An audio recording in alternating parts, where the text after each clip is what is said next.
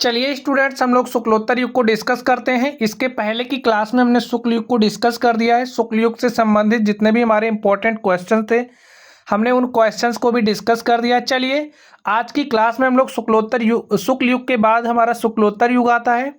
हम लोग आज की क्लास में शुक्लोत्तर युग को पढ़ने वाले हैं। तो चलिए हम लोग पढ़ते हैं शुक्लोत्तर युग हमारा कब से शुरू होता है। चलिए देखते हैं हमारा शुक्लोत्तर युग कब से शुरू होता है। देखिए, जो शुक्लोत्तर युग है, शुक्लोत्तर युग की शुरुआत सन 1938 से कब से स्टार्ट होती है। 1938 से स्टार्ट हुई और ये जो शुक्लोत्तर युग है इसका अंत 1947 में हुआ। यानी कि 1938 से 1947 तक हमारा शुक्लोत्तर युग रहा। इसके पहले हमने पढ़ा था शुक्ल युग। जो हमारा शुक्ल युग था वो 1919 से 1938 तक चला। 1938 से 1947 तक हमारा कौन सा युग चला? शुक्लोत्तर युग। चलिए नेक्स्ट देखते हैं हम लोग। ये जो हमारा शुक्लोत्तर युग है, शुक्लोत्तर युग को छायावादोत्तर युग, कौन सा युग? छायावादोत्तर युग और प्रगतिवादी युग के नाम से भी जाना जाता है। इस बात को आप लोग समझ लीजिए। जो हमारा शुक्लोत्तर युग है, शुक्लोत्तर युग को छायावादोत्तर और प्रगतिवादी युग भी कहा जाता है। चलिए हम लोग नेक्स्ट देखते हैं। देखिए हमारे पास नेक्स्ट क्या है। नेक्स्ट हमारे पास है जो हमारा शुक्लोत्तर युग है, शुक्लोत्तर युग की जो प्रमुख विधाएं हैं, हम लोग शुक्लोत्तर युग की प्रमुख विधाओं को भी समझते हैं। जो शुक्लोत्तर युग है, इस युग की प्रमुख विधा कौन कौन सी थी?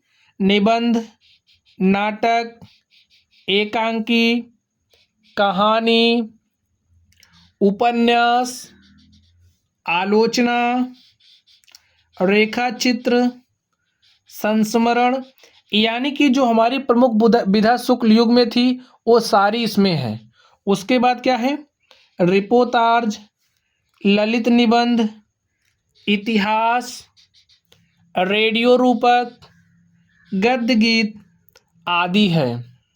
तो स्टूडेंट्स चलिए हम लोग नेक्स्ट देखते हैं। नेक्स्ट हमारे पास है इस युग की प्रमुख रचनाएं क्या क्या हैं। इन सभी से संबंधित क्वेश्चंस आपके एग्जाम में पूछे जाते हैं। आज की क्लास में हम लोग कुछ इम्पोर्टेंट क्वेश्चंस को भी डिस्कस करेंगे और इस युग के जो भी महत्वपूर्ण हमारे लेखक हुए हैं उन लेखकों के नामों को याद करने के हम लोग बेस्ट ट्रिक भी सीखने वाले हैं। तो आप लोग क्लास में बने रहिएगा। चलिए देखते हैं इस युग की प्रमुख रचनाएं हमारी क्या क्या हैं। इस युग की हमारी प्रमुख रचना में है बाणभट्ट की आत्मकथा। क्या है?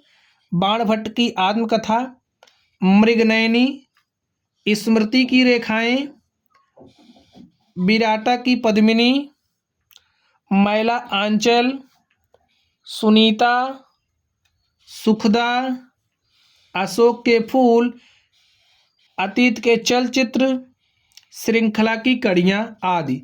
ये सारी हमारी महत्वपूर्ण रचनाएं हैं। किस युग की महत्वपूर्ण रचनाएं हैं? शुक्लोत्तर युग की। चलिए अब हम लोग नेक्स्ट देखते हैं। नेक्स्ट देखिए हमारे पास क्या है। नेक्स्ट हम लोग देखने वाले हैं इस युग के प्रमुख लेखक कौन कौन थे। तो चलिए हम लोग देख लेते हैं इस युग के प्रमुख लेखकों को भी। इन लेखकों से संबंधित एग्जाम्स में क्वेश्चन आप लोगों को देखने को मिलेंगे। आप लोगों को 4 ऑप्शन दे दिया जाएगा और उसमें से पूछ लेगा इनमें से कौन शुक्लोत्तर युग से संबंधित है। तो इस तरीके के क्वेश्चंस को सॉल्व करने के लिए आप लोगों को इस युग के जो भी प्रमुख लेखक हैं उनके नाम तो पता ही होने चाहिए। तो चलिए हम लोग उनके प्रमुख नामों को भी देख लेते हैं। देखिए हमारा पहला नाम क्या है? आचार्य हजारी प्रसाद द्विवेदी। क्या है? आचार्य हजारी प्रसाद द्विवेदी। नेक्स्ट है महादेवी वर्मा, महादेवी वर्मा, अमृतलाल नागर, अमृतलाल नागर, वृंदावन लाल वर्मा, सेठ गोविंद दास, अज्ञे जी हैं, इलाचंद्र जोशी जी हैं, जैनेन्द्र कुमार, रागे राघव हैं, यशपाल, नंद दुलारे वाजपेयी, फणीश्वर नाथ रेणु, लक्ष्मी नारायण मिश्र और राम वृक्ष बेनीपुरी। ये जो यहाँ पे लेखक हैं ये बहुत ही महत्वपूर्ण है। तो स्टूडेंट्स, इसके पहले की क्लास में हमने शुक्ल युग को डिस्कस किया था। उस युग के जो हमारे महत्वपूर्ण लेखक थे उनको हमने ट्रिक के माध्यम से समझा था, और हमने उसमें आप लोगों को बताया था कि कुछ ऐसे हमारे पास लेखक थे जो शुक्ल युग से भी संबंधित थे, जो शुक्ल युग से संबंधित थे और शुक्लोत्तर युग से संबंधित थे, शुक्लोत्तर युग से संबंधित थे। तो इनके लिए भी हमने अलग से ट्रिक पढ़ी थी। उनमें हमने ट्रिक क्या पढ़ी थी? हमने पढ़ा था महान, और महान से महान कौन लोग थे? जो शुक्ल और शुक्लोत्तर में थे, दोनों युगों में थे। तो हमने माँ वर्ड के लिए महादेवी वर्मा को समझा था, हा के लिए हमने हजारी प्रसाद द्विवेदी को, और ना के लिए हमने नंद दुलारे वाजपेयी को समझा था। तो इस वाली ट्रिक में इन तीनों लोगों को हम शामिल नहीं करेंगे। चलिए हम लोग ट्रिक देखते हैं। ट्रिक हमारी क्या है? लेखकों के नाम को याद करने की ट्रिक है हमारी, ठीक है। जो भी यहाँ पे लेखक हैं इनके नामों को हम लोग कैसे याद कर सकते हैं? नामों को वैसे याद करना आसान काम नहीं है, तो इनको याद करने की हम अगर कोई ट्रिक से याद कर सकें तो याद कर लें। तो हमारे पास इनके नामों की ट्रिक को याद करने के लिए हमने एक ट्रिक बनाई है। अगर ट्रिक आप लोगों को पसंद आए तो आप लोग ज़रूर लाइक भेजना, ठीक है। चलिए देखते हैं हम लोग ट्रिक क्या है। लक्ष्मी और अमृत, लक्ष्मी और अमृत वृंदावन में सेठ गोविंद दास के यहाँ से इलायची जायफल लेने बेनीपुर से शुक्लोत्तर युग में आए। तो स्टूडेंट्स, कभी कभी ऐसा होता है कि हम लोग ट्रिक तो याद कर लेते हैं लेकिन समझ नहीं पाते कि ट्रिक हमारी किस चीज़ की है। तो इस ट्रिक में ऐसी समस्या आपके पास नहीं आने वाली, क्योंकि ये जिस युग की ट्रिक है हमने उस युग को भी इसमें शामिल कर दिया है। तो यहाँ से आपको पता चल जाएगा कि ये जो हमारी ट्रिक है ये किस युग के लिए है। ये हमारी ट्रिक किस युग के लिए है? शुक्लोत्तर युग के लिए है। तो यहाँ से बात कन्फर्म हो गई कि किस युग के लिए? शुक्लोत्तर युग के लिए। चलिए शुक्लोत्तर युग के जो भी प्रमुख लेखक हैं उन लेखकों के नामों को भी हम लोग समझते हैं। यहाँ पे हमारे पास ट्रिक क्या है? लक्ष्मी और अमृत, लक्ष्मी और अमृत वृंदावन में सेठ गोविंद दास के यहाँ से इलायची जायफल लेने बेनीपुरी से शुक्लोत्तर युग में आए। इसको आप लोग 2-3 बार पढ़ेंगे तो एक सेंटेंस की तरह है, आप लोगों को आसानी से याद हो जाएगा। 2-3 बार पढ़ना, याद हो जाएगा। चलिए अब हम लोग इसकी व्याख्या भी कर लेते हैं, कौन सा वर्ड किससे संबंधित है। यहाँ पे देखिए हमारा जो लक्ष्मी वर्ड है, लक्ष्मी को हम लोग रिलेट करेंगे लक्ष्मी नारायण मिश्र से, ठीक है। लक्ष्मी को हम लोग रिलेट करेंगे लक्ष्मी नारायण मिश्र से। लक्ष्मी नारायण मिश्र शुक्लोत्तर युग के प्रमुख लेखक थे। चलिए यहाँ पे हमारे पास वर्ड लिखा है अमृत। अमृत को हम लोग किससे रिलेट करेंगे? अमृतलाल नागर से। किससे रिलेट करेंगे? अमृतलाल नागर से। तो अमृतलाल नागर शुक्लोत्तर युग के प्रमुख लेखक थे, ऐसे हम लोग समझ सकते हैं। वृंदावन को हम लोग किससे रिलेट करेंगे? वृंदावन लाल वर्मा से। किसको करेंगे? वृंदावन लाल वर्मा से। तो हम लोग पढ़ सकते हैं वृंदावन लाल वर्मा शुक्लोत्तर युग के प्रमुख लेखक थे, ऐसे हम लोग याद कर सकते हैं। चलिए हम लोग यहाँ पे देखिए सेठ गोविंद दास, क्या है? सेठ गोविंद दास। सेठ गोविंद दास भी हमारे शुक्लोत्तर युग के प्रमुख लेखक में से एक हैं। तो इस तरीके से आप लोग नामों को भी समझ लेना। यहाँ पे देखिए यहाँ है, यहाँ में हम या से समझेंगे। या हमारा किसको डिनोट कर रहा है? यह हमारा या को हम लोग संबंधित करेंगे यशपाल जोशी से। किससे संबंधित करेंगे? यशपाल जोशी से। और यहाँ पे देखिए इलायची, इलायची को हम लोग इला चंद से डिनोट करेंगे। देखिए इलायची में इला है ना, इला से हमारा क्या हो जाएगा? इला चंद्र जोशी। क्या हो जाएगा? इला चंद्र जोशी। यहाँ पे देखिए इस जायफल को आपको बहुत ही सावधानी पूर्वक समझना है। जायफल में हमारे देखिए कितने नाम संबंधित है जायफल से। जय से हमारा हो जाएगा जैनेन्द्र कुमार। क्या हो जाएगा? जैनेन्द्र कुमार। फा से हमारा क्या हो जाएगा? फणीश्वर नाथ रेणु, ठीक है। फा से क्या हो जाएगा? फणीश्वर नाथ रेणु। और यहाँ पे रा है, रा से हम लोग किसको इंगित करेंगे? रा से हमारा हो जाएगा रागे। रा से क्या हो जाएगा? रागे, राघो। और जहाँ जहाँ रागे, यहाँ पे समझिए रागे, गे से क्या हुआ? अग्गे, रागे अग्गे।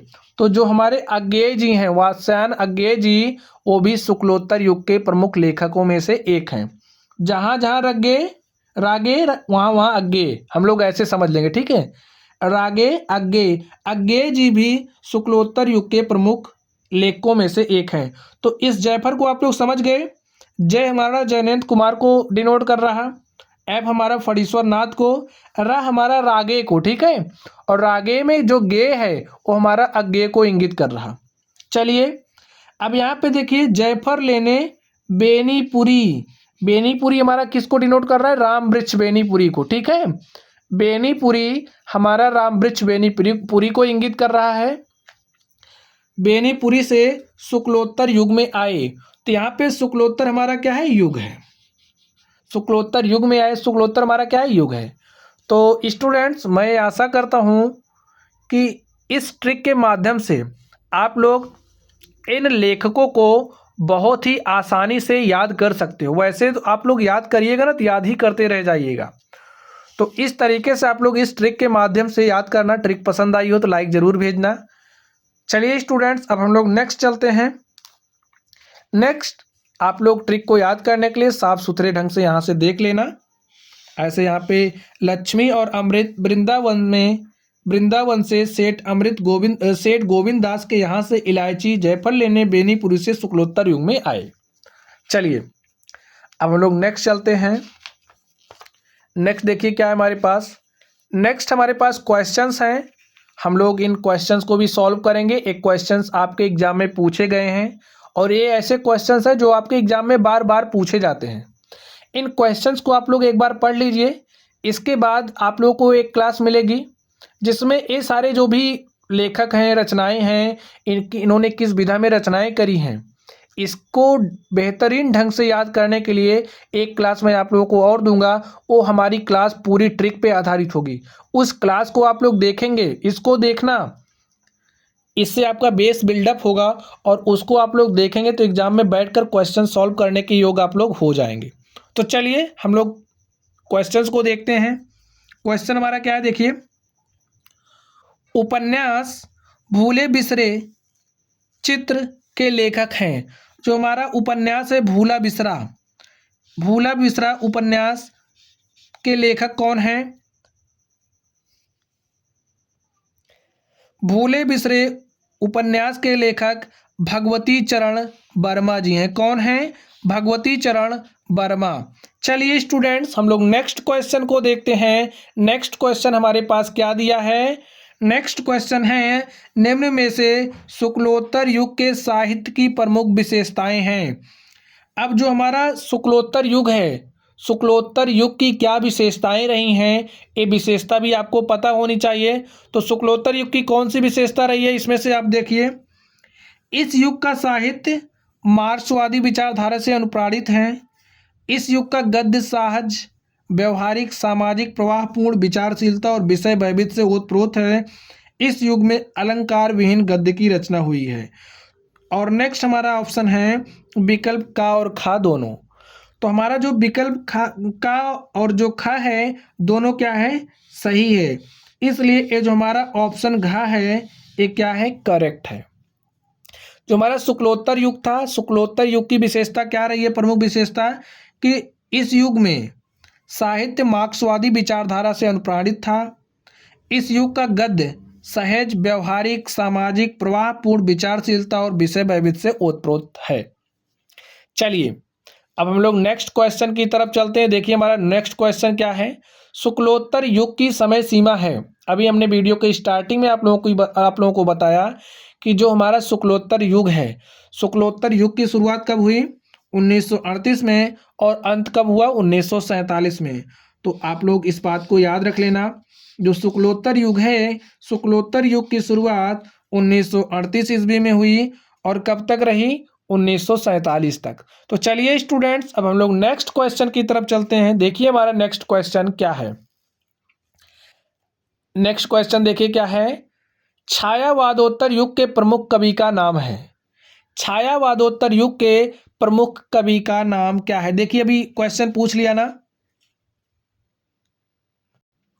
तो जो रामधारी सिंह दिनकर हैं, रामधारी सिंह दिनकर जी छायावादोत्तर युग के प्रमुख कवि हैं। तो स्टूडेंट्स इस बात को भी आप लोग ध्यान में रखना। अब कुछ चीज़ें ऐसी होंगी जिसको आपको याद करना ही पड़ेगा। चलिए हम लोग नेक्स्ट देखते हैं। नेक्स्ट क्या है हमारे पास? कलम का सिपाही। कलम का सिपाही के लेखक हैं। कलम का सिपाही किसने लिखा है? हमारा आंसर है अमृत राय। अमृत रॉय जी ने कलम का सिपाही के लेखक हैं। चलिए हम लोग नेक्स्ट देखते हैं। नेक्स्ट हमारे पास है अर्धनारीश्वर के लेखक हैं। अर्धनारीश्वर के लेखक कौन हैं?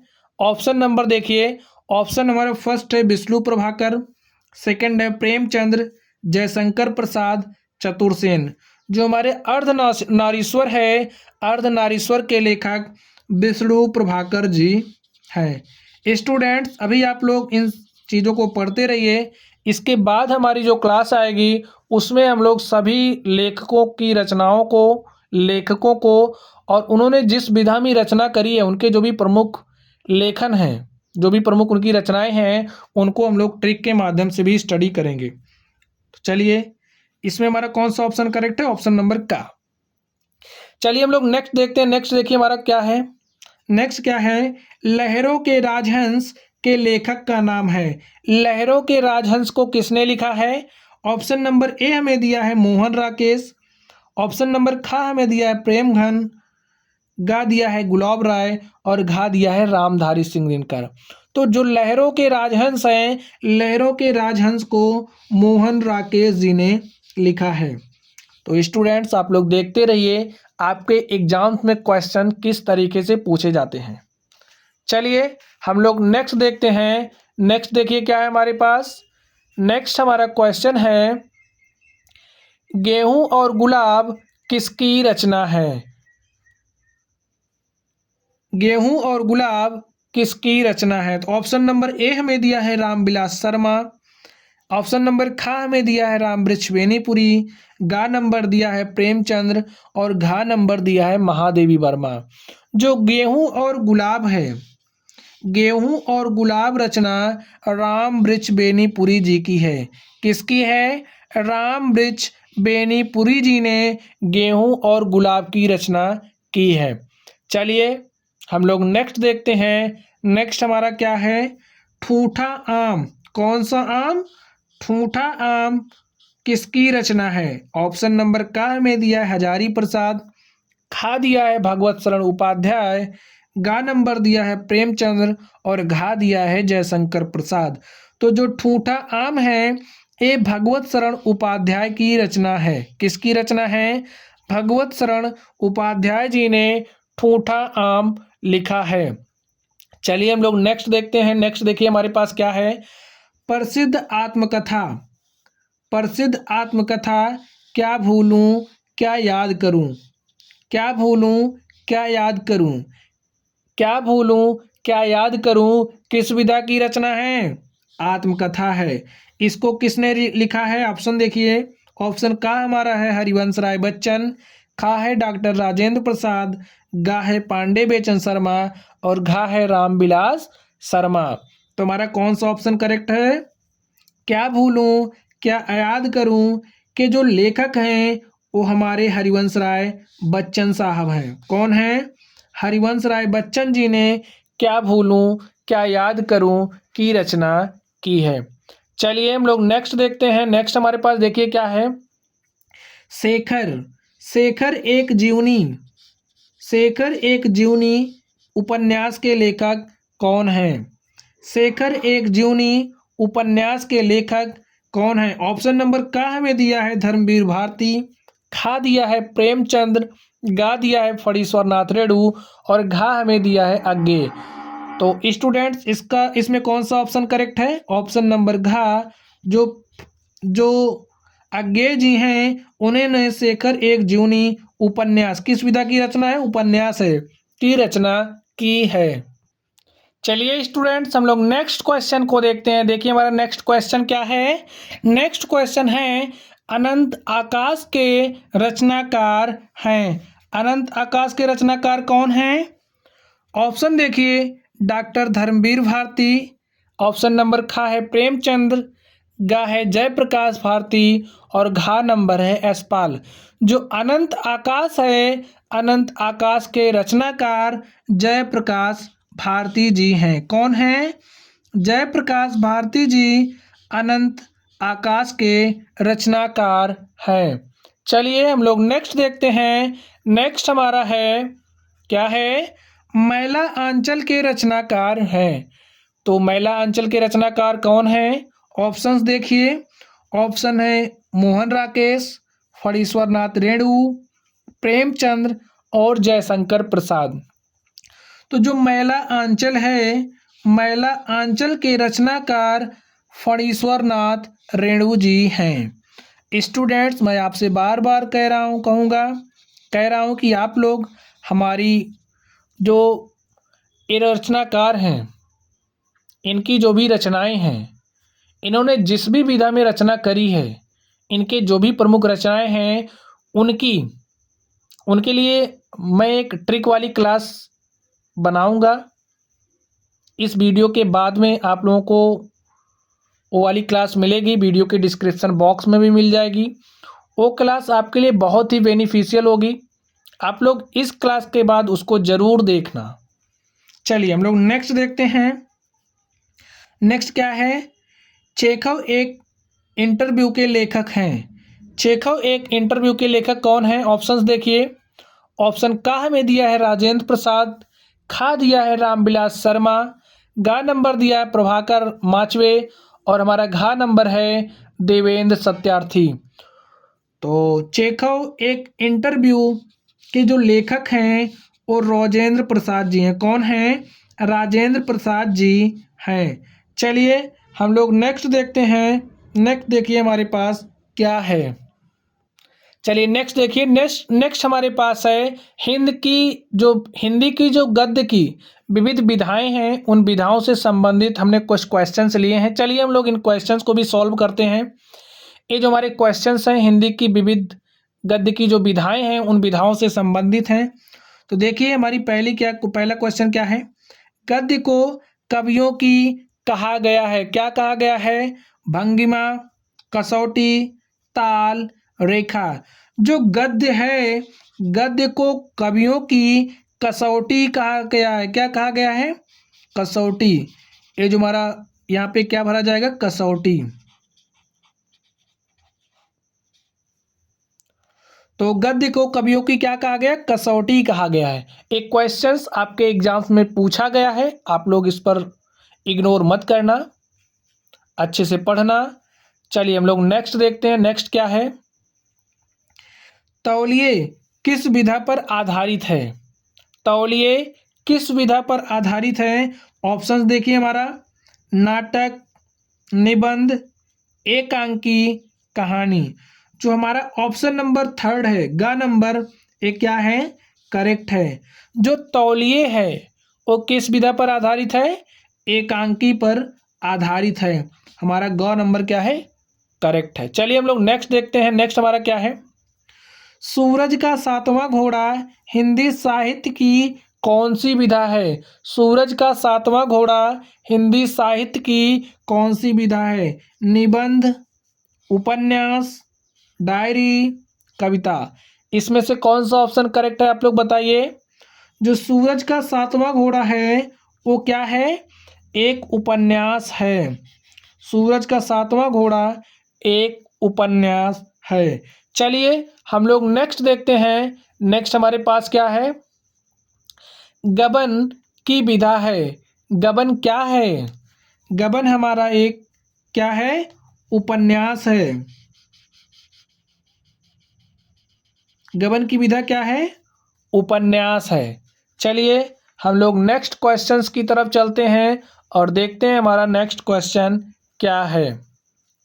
आप लोग क्वेश्चन को ध्यान से देखिए। क्वेश्चंस देखिए आप लोग।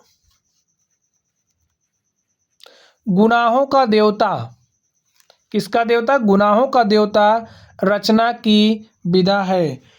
कहानी, उपन्यास, नाटक, एकांकी, किस विधा की रचना है गुनाहों का देवता?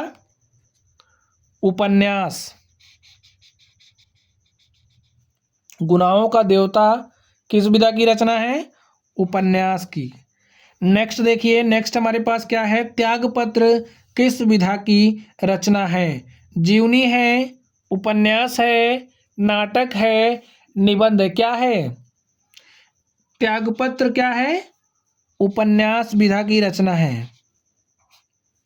चलिए हम लोग नेक्स्ट देखते हैं। नेक्स्ट क्या है? झूठा सच। झूठा सच किस विधा की रचना है? निबंध, कहानी, उपन्यास, नाटक।